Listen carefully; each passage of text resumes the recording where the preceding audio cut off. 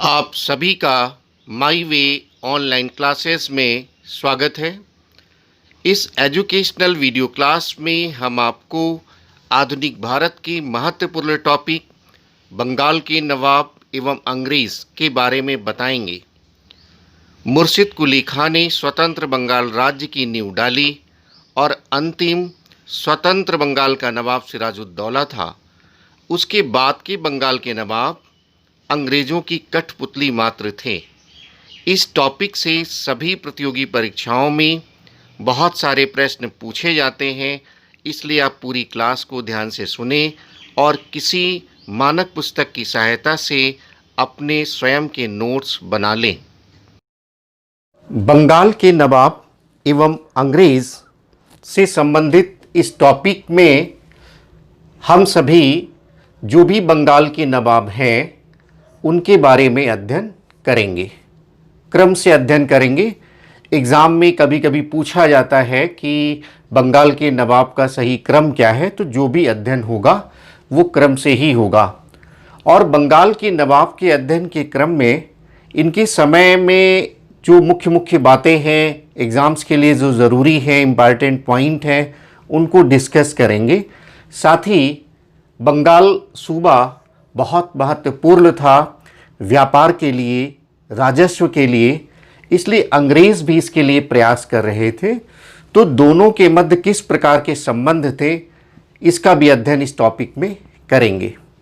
जैसे आपने अध्ययन किया होगा यूरोपीय कंपनियों के आगमन में, मैंने उल्लेख भी किया है एजुकेशनल वीडियो क्लास में कि 1717 में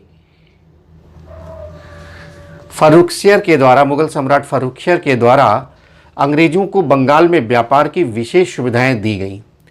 और दूसरी ओर बंगाल का सूबा मुगलों के लिए बहुत महत्वपूर्ण था, क्योंकि राजस्व की दृष्टि से और व्यापार की दृष्टि से यह सूबा बहुत ही महत्वपूर्ण था।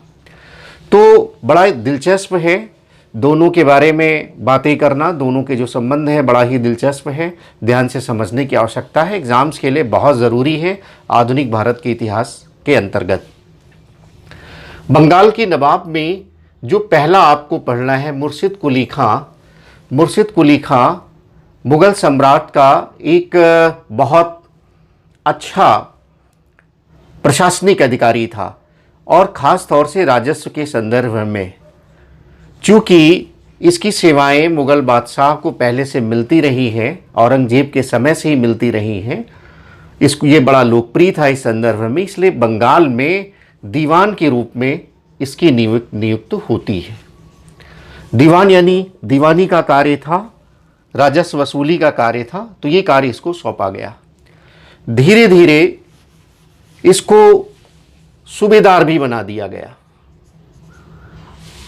यानी दीवानी के कार्य और सूबेदार के कार्य, जो आपके पुलिस के कार्य हैं, अन्य कार्य हैं, फौज के कार्य हैं, और दीवानी कार्य जो राजस्व वसूली के कार्य हैं, दोनों के अधिकार मुर्शिद कुली खां को मिल जाते हैं। लेकिन धीरे धीरे मुर्शिद कुली खां ने अपने को स्वतंत्र करना शुरू कर दिया और बंगाल में एक स्वतंत्र राज्य की स्थापना करता है मुर्शिद कुली खां। जैसे ही मुगल बादशाह कमज़ोर होते हैं, इसका व्यवहार बदल जाता है, लेकिन फिर भी सिद्धांत रूप में मुर्शिद कुली खां मुगल बादशाह के प्रति निष्ठा व्यक्त करता रहता है, और उनको जो नजराना है, राजस्व का एक हिस्सा है नजरानी के रूप में, वो भेजता रहता है। लेकिन व्यवहार में वह एक स्वतंत्र नवाब के रूप में, स्वतंत्र शासक के रूप में व्यवहार करता है। तो ये बहुत प्रश्न पूछा जाता है कि बंगाल में स्वतंत्र राज्य की स्थापना किसने किया, तो उत्तर होगा मुर्शिद कुली खां। मुर्शिद कुली खां इतना महत्वपूर्ण था कि जहाँ ये रह रहा था वहीं से दीवानी के कार्य करता था, और धीरे धीरे मुगल बादशाह ने सारे कार्य वहाँ से करने की अनुमति दे दी, और वह स्थान था मुर्शिदाबाद। तो मुर्शिद कुली खां के समय से ही मुर्शिदाबाद बंगाल के नवाबों की राजधानी बन जाती है। राजधानी मुर्शिदाबाद, यानी ढाका से परिवर्तन हो जाता है मुर्शिदाबाद में। मुर्शिद कुली खां जब स्वतंत्र शासक के रूप में व्यवहार करता है, तो इसने बंगाल को मजबूत बनाने के प्रयास किए और इस संदर्भ में जो राजस्व व्यवस्था की मजबूती के लिए उसके प्रयास हैं वो बहुत ही महत्वपूर्ण हैं। मुर्शिद कुली खां ने राजस्व व्यवस्था के लिए जो मजबूत बनाने के लिए जो कार्य किए हैं उनको समझने की आवश्यकता है। जैसे पहला कार्य उसने जो किया है वो बिचौलियों का उन्मूलन कर दिया। नवाब और किसान के मध्य जो बिचौलिया वर्ग है, राजस्व जो वसूलता है, देता है, कमीशन खाता है, उसका उसने उन्मूलन कर दिया।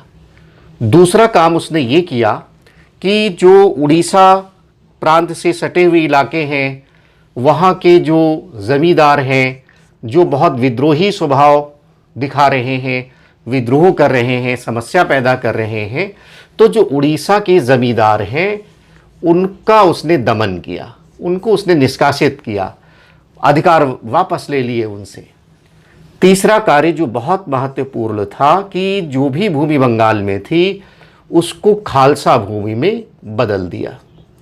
खालसा भूमि का अर्थ ये है कि उस भूमि को खालसा भूमि कहा जाता था मुगल काल में, जिसका राजस्व सीधे केंद्र में आता था।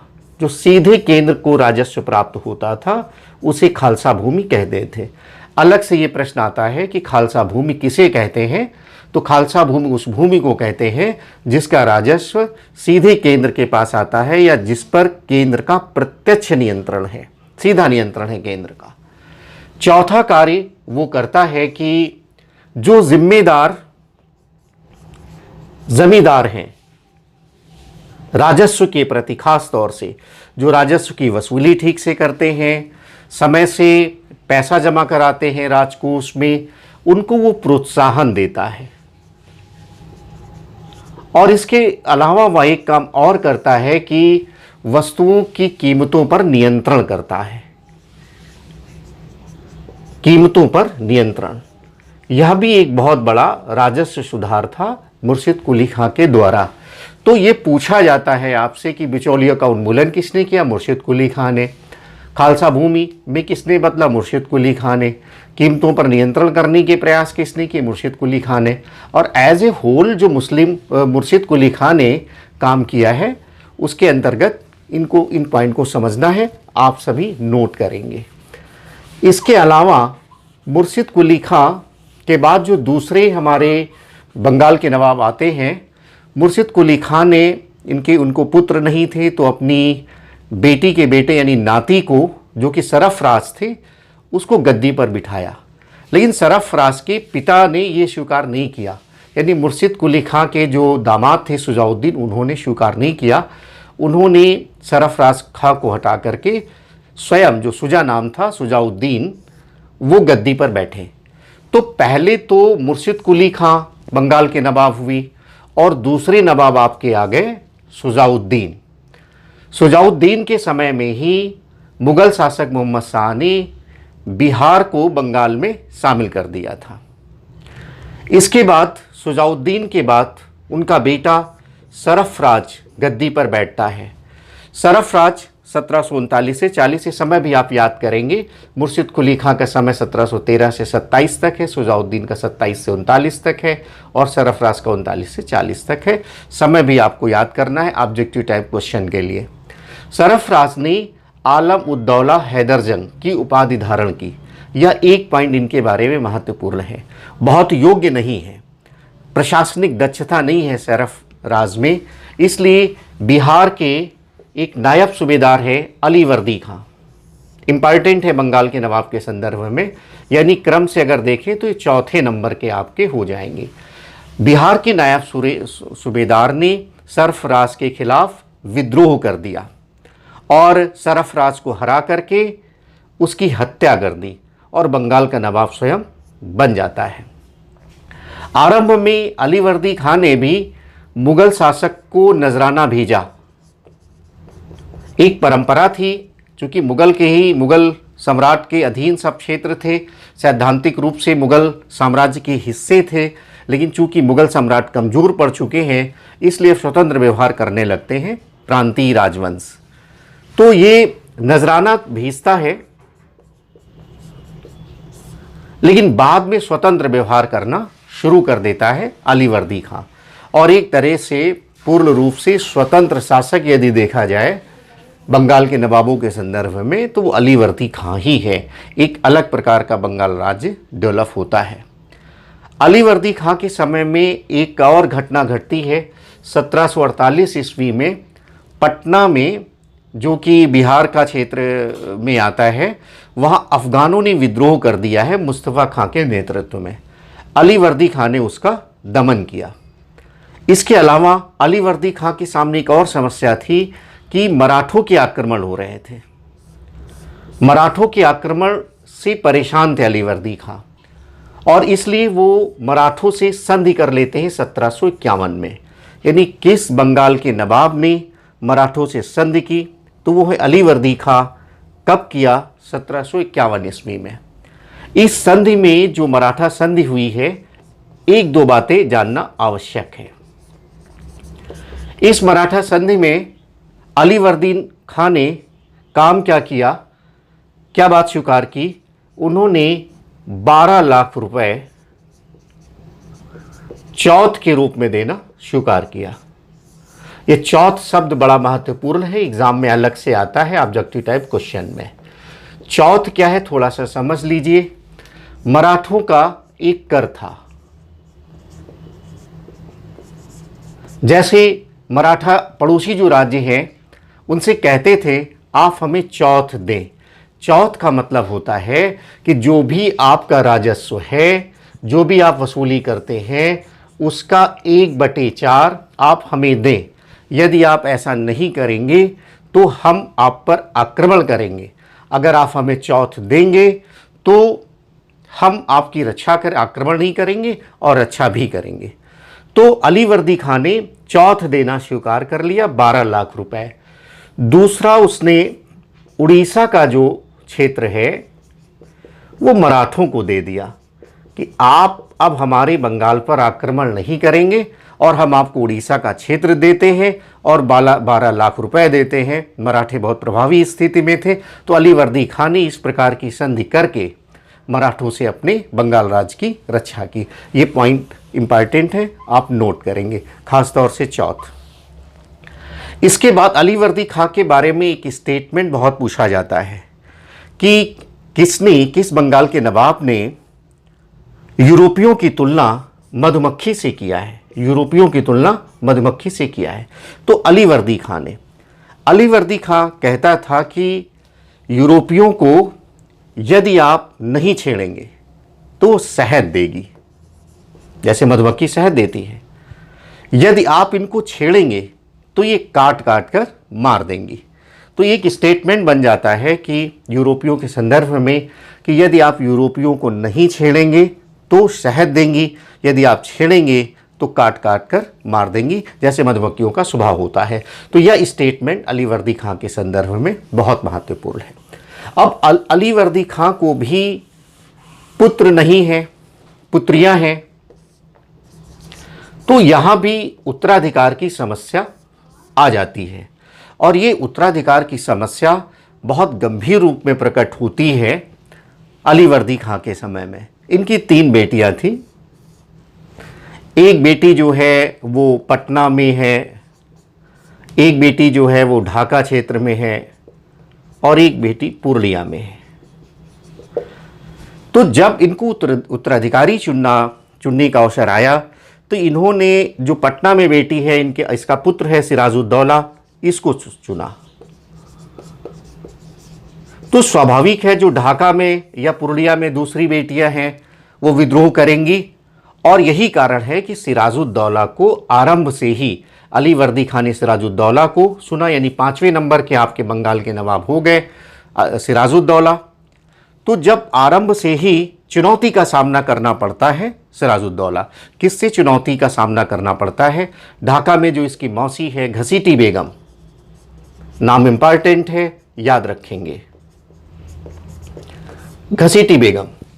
उससे पुरुलिया का जो शासक है उसका अपना चचेरा भाई हुआ, मौसेरा भाई हुआ शौकत जंग। उससे संघर्ष होता है। तो ये लोग विरोध करते हैं, सिराजुद्दौला के विरोधी गुट में शामिल हो जाते हैं और बाद में इन्हीं के सबका फ़ायदा उठा करके अंग्रेज़ लाभ उठाते हैं और सिराजुद्दौला को युद्ध में, प्लासी के युद्ध में हराते हैं। इसकी चर्चा भी हम करेंगे। तो अली वर्दी खां के बाद सिराजुद्दौला आता है। तो सिराजुद्दौला को आरंभ से विरोध करना पड़ता है, विरोध स्वीकार करना पड़ता है। एक समस्या उसके सामने आरंभ से ही रहती है। घसीटी बेगम, शौकत जंग इसके उत्तराधिकार का विरोध तो कर ही रहे हैं।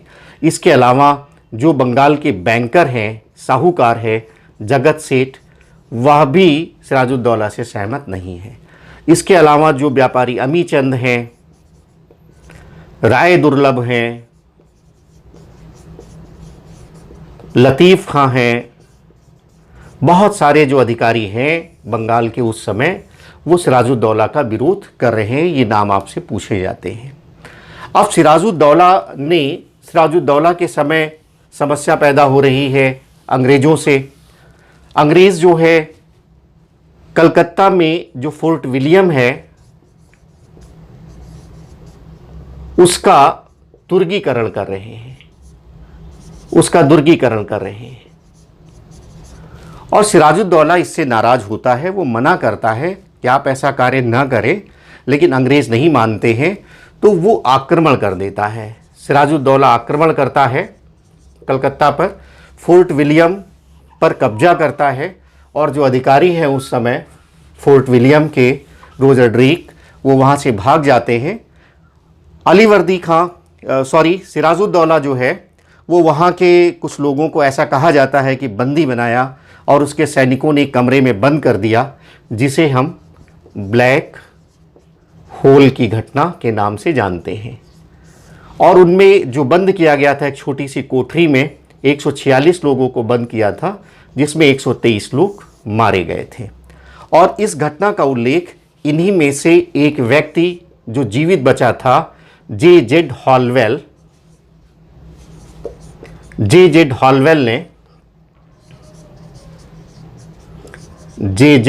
ने किया है। ये बहुत पूछा जाता है कि ब्लैक होल घटना का उल्लेख किसने किया है? जे.जेड. हॉलवेल, जो कि बाद में बंगाल के गवर्नर भी बने। इन्होंने इसका उल्लेख किया। यद्यपि इसकी ऐतिहासिकता संदिग्ध है। अधिकांश इतिहासकार ये मानते हैं कि ऐसा इसलिए हॉलवेल ने किया कि सिराजुद्दौला को बदनाम किया जा सके। खैर, इसके बाद समस्या बढ़ती चली जाती है। सिराजुद्दौला के ऊपर फिर से मद्रास से सेना आती है और वाटसन और क्लाइव उस सेना का नेतृत्व करते हैं और फिर से फोर्ट विलियम पर अधिकार कर लेते हैं।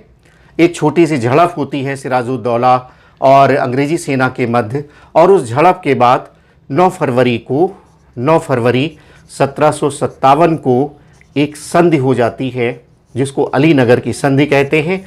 इस अलीनगर की संधि के माध्यम से अंग्रेज़ों को फिर से वही व्यापारिक अधिकार मिल जाते हैं, दुर्ग को किलाबंद करने के अधिकार मिल जाते हैं। इस तरह से सिराजुद्दौला के समय में ये बात होता है। अलीनगर का उल्लेख किया है हमने, तो अलीनगर नाम सिराजुद्दौला ने कलकत्ता का रखा था। ये भी आपके एग्ज़ाम में पूछा जाता है। लेकिन इसके बाद भी अंग्रेज़ अपनी शक्ति बढ़ा रहे हैं, विरोधियों को लगातार मिला रहे हैं। जो सिराजुद्दौला के विरोधी हैं, जिनका हमने नाम लिया था, उनको अपनी ओर मिला रहे हैं। इससे नाराज़ हो जाते हैं सिराजुद्दौला, और नाराज़ होने के बाद दोनों के मध्य जब समस्या पैदा होती है तो अंग्रेज़ कहते हैं कि आपने अलीनगर संधि का उल्लंघन किया है। दोनों सेनाएं आमने सामने आ जाती हैं और यही प्लासी का युद्ध है, जो 23 जून 1757 को हुआ है। और इस प्लासी के युद्ध में, ये युद्ध ना कहें हम, एक प्रकार का सिराजुद्दौला के साथ विश्वासघात था। उसके जो सेनापति हैं मीर जाफ़र, और जो उसके अन्य जो सेनापति हैं यार लतीफ़ खां, राय दुर्लभ, उन्होंने विश्वासघात किया और सिराजुद्दौला को अंततः युद्ध से भागना पड़ता है। उसकी हत्या कर दी जाती है मीर जाफ़र के पुत्र मीरन के द्वारा, और प्लासी के युद्ध में अंग्रेज़ विजयी हो जाते हैं।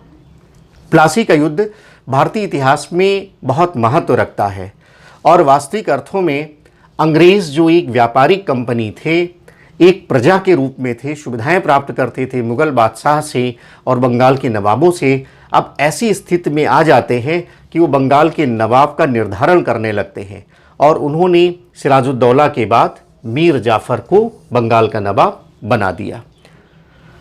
मीर जाफ़र के समय मीर जाफ़र ने अनेक सुविधाएं अंग्रेज़ों को दिया, 24 परगने की जागीर दी अंग्रेज़ों को, बहुत सारा धन दिया अंग्रेज़ों को, जो अधिकारी हैं उनको संतुष्ट करने के लिए बहुत सारा धन दिया। तो आर्थिक जो व्यवस्था है वो बिगड़ जाती है और इसको संभाल नहीं पाते हैं। इधर कंपनी की भी स्थिति भ्रष्टाचार के कारण खराब होती रहती है। तो फिर कंपनी ने क्या किया, एक समझौते के तहत मीर कासिम से समझौता किया, जो मीर जाफ़र का ही दामाद था। एक समझौता किया सितंबर 1760 ईस्वी में और मीर कासिम को बंगाल का नवाब बना देता है। तो अब आप क्रम देखें, मुर्शिद कुली खां के बाद सुजाउद्दीन, सरफराज, अली वर्दी खां, 5वें नंबर पर सिराजुद्दौला, 6ठे नंबर पर मीर जाफ़र और 7वें नंबर पर आपके मीर कासिम आते हैं। मीर कासिम योग्य व्यक्ति था। उसने जो बंगाल की जो समस्याएं हैं, अव्यवस्था है, उसको दूर करने की कोशिश की और उसने अंग्रेज़ों को जो तमाम प्रकार के अधिकार दिए गए थे, उनका जो दुरुपयोग हो रहा था, उसको रोकने की कोशिश की। मीर कासिम ने क्या किया कि मीर कासिम ने अपनी राजधानी मुर्शिदाबाद से हटा करके मुंगेर कर दिया। मुंगेर इसलिए किया कि वो कोलकाता से, कलकत्ता के प्रभाव से थोड़ा दूर रहना चाहता था, अंग्रेज़ों के प्रभाव से दूर रहना चाहता था। तो ये बड़ा प्रश्न पूछा जाता है कि किस बंगाल के नवाब ने राजधानी मुर्शिदाबाद से मुंगेर की, तो आपका जवाब होगा मीर कासिम। मीर कासिम ने जो सेना का और जो नागरिक सेवा है, प्रशासनिक जो सेवा है, उसका पुनर्गठन करना शुरू किया। सेना के संदर्भ में उसने तोपों की व्यवस्था की, बंदूकों की व्यवस्था की, गोले वगैरह बनाए, उनको यूरोपीय पद्धति पर संगठित करने की कोशिश की। नागरिक संदर्भ में उसने तमाम प्रकार से जो आर्थिक अव्यवस्था विद्यमान थी, बहुत सारा लोन उसने लिया जगत से अन्य व्यापारियों से, और जो दिक्कतें थीं उनको दूर करने की कोशिश की। इस बात से नाराज़ हो जाते हैं अंग्रेज़ कि ये तो अपनी शक्ति बढ़ा रहा है मीर कासिम। तो दोनों के मध्य संघर्ष हो जाता है, संघर्ष शुरू हो जाता है। आरंभ में मीर कासिम बाज़ार पर हमला करता है, बाद में जब पटना में समस्या आती है तो पटना में पहुंचता है, पटना के अधिकारी एलिस उसको हराता है। लेकिन जब वहाँ एक युद्ध में जो उदवा नाला के नाम से जाना जाता है, वहाँ हार जाता है, तो वहाँ से वो मुंगेर आता है और मुंगेर का जो किला है वो भी अंग्रेज़ों के आधिपत्य में आ जाता है। फिर पटना वापस चला आता है मीर कासिम। लेकिन इन घटनाओं से क्षुब्ध होकर के मीर कासिम ने पटना में जो एलिस अधिकारी हैं, अंग्रेज़ अधिकारी हैं, और जो और बहुत सारे लोग उस समय वहाँ पर उपस्थित हैं, जगत सेठ हैं, दो व्यापारी बंधु हैं, सेठ बंधु उनको आप कह सकते हैं, राजवल्लभ हैं, उम्मीद राय हैं, उसने मीर कासिम ने अपने जर्मन अधिकारी समरू से इनकी सबकी हत्या करवा देता है। और पटना में ये जो हत्या हुई है इसे ही हम पटना हत्याकांड के नाम से जानते हैं। तो ये पटना हत्याकांड और बक्सर का युद्ध मीर कासिम के संदर्भ में इम्पॉर्टेंट है। इसके बाद पटना हत्याकांड के बाद मीर कासिम फिर वो अवध क्षेत्र चला जाता है और वहाँ अवध के नवाब से मिलता है। अवध के नवाब के दरबार में उस समय मुग़ल सम्राट रह रहे थे अपने राजनीतिक कारणों से। तो मुग़ल सम्राट शाह आलम द्वितीय और अवध का नवाब सुजाउद्दौला और प्लस बंगाल का नवाब मीर कासिम, ये तीनों मिल जाते हैं और तीनों गठबंधन करके युद्ध करते हैं अंग्रेज़ों से युद्ध करते हैं। अंग्रेज जो सेनापति हैं वो हेक्टर मुनरो हैं, हेक्टर मुनरो। इस युद्ध में अंग्रेज विजयी होते हैं और ये हार जाते। बहुत बड़ी घटना घटती क्योंकि मुगल सम्राट इसमें प्रतीकात्मक रूप से हैं और ये घटना घटती है। तो ये जैसे प्लासी के युद्ध में अंग्रेज़ों को जो बढ़त मिली थी वो पक्की हो जाती है बक्सर के युद्ध में। अब ये निर्णय हो गया कि बंगाल जो है वो अंग्रेज़ों के पास ही रहेगी और आगे जो अवध का क्षेत्र है, शेष भारत का, उत्तर भारत का क्षेत्र है, उसमें भी अंग्रेज़ों का प्रभाव इस युद्ध के माध्यम से बढ़ जाता है। अंग्रेज़ दो संधियाँ करते हैं, इलाहाबाद की संधि के नाम से वो जानी जाती हैं, और एक उस इलाहाबाद की संधि मुग़ल बादशाह से करते हैं और दूसरी जो मुग़ल इलाहाबाद की संधि है वो अवध के नवाब से करते हैं। ये जो मुग़ल बादशाह से संधि करते हैं इससे बंगाल, बिहार और उड़ीसा की ज़मींदारी प्राप्त कर लेते हैं। बंगाल, बिहार और उड़ीसा की ज़मींदारी अंग्रेज़ प्राप्त कर लेते हैं और ये दीवानी अधिकार मिल जाने के कारण, जमींदारी प्राप्त होता है तो दीवानी अधिकार मिल जाते हैं, यानी एक प्रकार से न्यायिक अधिकार हो गया। अब वो स्वयं राजस्व वसूल सकते हैं, जो राजस्व प्रशासन है उसको देख सकते हैं। तो एक बड़ी घटना यहाँ घटती है। जैसे ही मीर जाफ़र ने विद्रोह शुरू किया था तो अंग्रेज़ों ने फिर से मीर कासिम ने विद्रोह शुरू किया था तो अंग्रेज़ों ने फिर से मीर कासिम के स्थान पर मीर जाफ़र को नवाब बना दिया। तो ये क्रम देखिए फिर से महत्वपूर्ण हो जाता है। सिराजुद्दौला के बाद मीर जाफ़र के बाद मीर कासिम और मीर कासिम के बाद फिर मीर जाफ़र।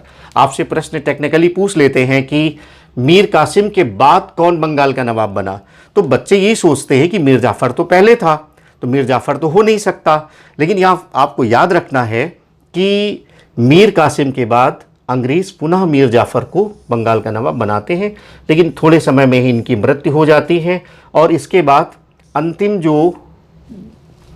बंगाल का नवाब है वो नज़्मुद्दौला है। लेकिन अब नज़्मुद्दौला तक आते आते स्थितियां पूरी तरह से बदल जाती हैं। इलाहाबाद की संधि के माध्यम से बंगाल, बिहार, उड़ीसा की दीवानी मिल जाती है अंग्रेज़ों को। तो क्या करते हैं अंग्रेज़ कि उन्होंने दीवानी का अधिकार, और दो विभाग होते थे, एक निज़ामत का कार्य होता था। जैसे मुग़ल बादशाहों के समय में आपने पढ़ा होगा एक दीवान नियुक्त किया जाता था, एक सूबेदार नियुक्त किया जाता था। तो जो सैनिक कार्य हैं, अन्य कार्य हैं, पुलिस कार्य हैं, वो निज़ामत का कार्य था। जो राजस्व प्रशासन से संबंधित कार्य था वो दीवानी का कार्य था।